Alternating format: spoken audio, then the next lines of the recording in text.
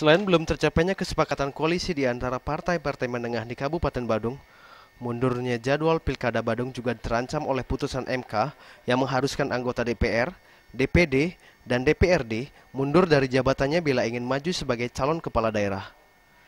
Wakil Bupati Badung, Made Sudiana mengakui, sejumlah bakal calon yang berasal dari kalangan legislatif merasa kebingungan lantaran diwajibkan mundur terlebih dahulu bila diusung maju pada Pilkada 9 Desember mendatang.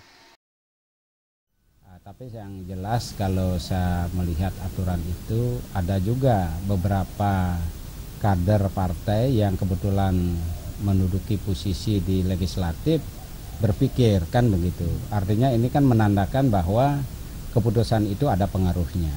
Tapi menurut saya memang bagaimana caranya agar yang namanya kekuasaan ya baik itu di legislatif dan eksekutif itu kan bisa diisi oleh orang-orang yang betul-betul bisa konsentrasi mempersiapkan diri sesuai dengan bagiannya ya jurusannya. Kalau di pemerintahan itu kan posisi politik juga ya, tentunya kita harapkan bagaimana caranya agar betul-betul mendapatkan seorang pemimpin yang tentunya punya kapasitas dan kompetensi. Memang kalau kita melihat proses politik yang menentukan itu kan partai.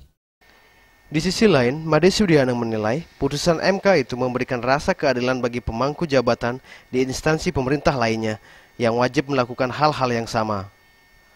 Putusan MK juga bisa dikenakan kepada pegawai negeri, anggota TNI Polri, serta pegawai termasuk BUMN atau BUMD. Alid Sidi dan Yudi, Bali TV.